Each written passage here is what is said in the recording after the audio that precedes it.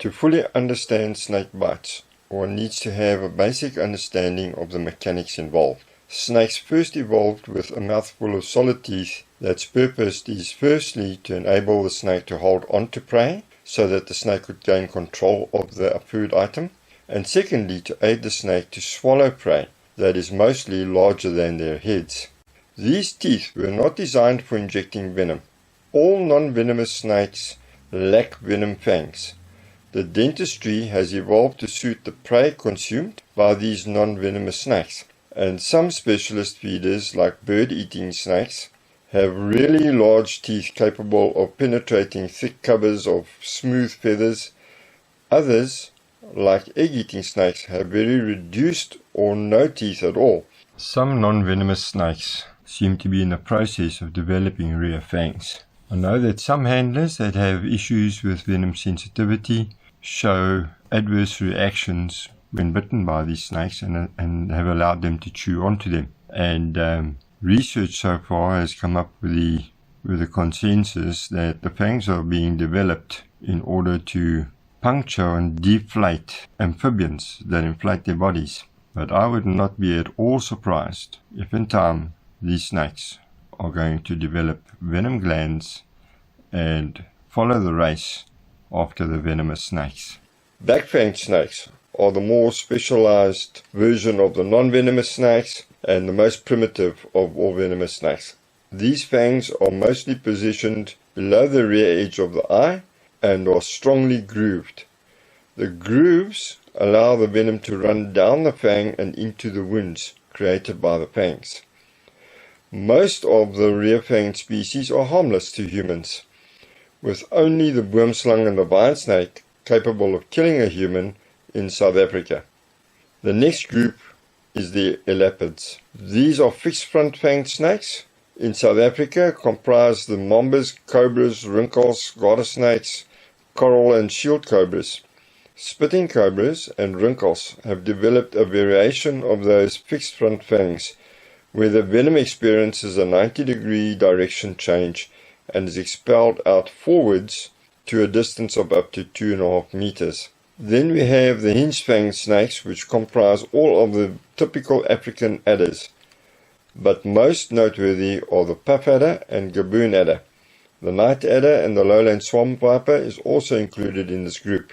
In this footage of a night adder strike, one can clearly see the bottom jaw engage first. The top jaw stretches open, the fangs fold erect and are then stabbed into the flesh of the victim. During the filming of this mamba strike, one can see the teeth in the top jaw hook up to the target bag.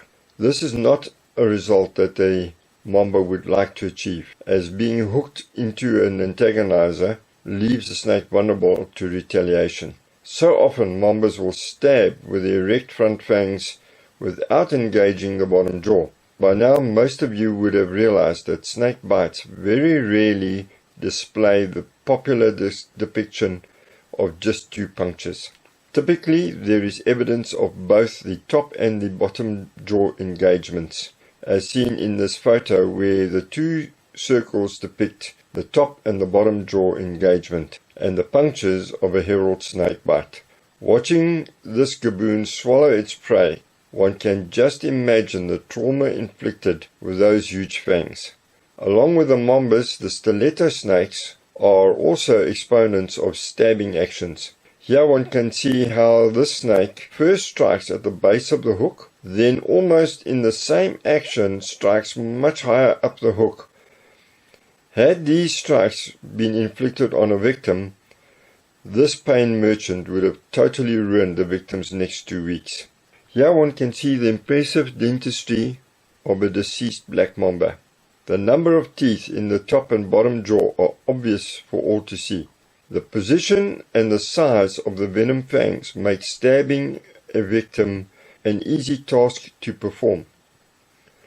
Many of the books elaborate on how short the fangs of the elapids are, and yet we often encounter elapids where the fangs have created punctures through the bottom jaw, much like the piercings for earrings. In conclusion, this presentation serves to equip any person who sees it or hears it to be able to determine whether in fact the snake bite has taken place. One would look at the physical evidence, remembering that most snake bites have a top and bottom jaw engagement. Only the stiletto snakes and the mambas will present single punctures, and along with that I want to add that with the intrusion of venom there will be symptoms that appear or that the victim would experience, such as a sharp burning pain, a sting, throbbing pain, and even if the snake is unseen, you would know at the moment that it happens that it has happened. Just think carefully. If a bee stings you, you don't suddenly realize a day later that you got stung by a bee. You know instantly. So why would snake venoms and spider venoms and scorpion venoms be any different to a bee sting? You don't realize it 2 days later that a spider bit you, or consider 4 hours later that a snake may have bitten you. That's not how it works.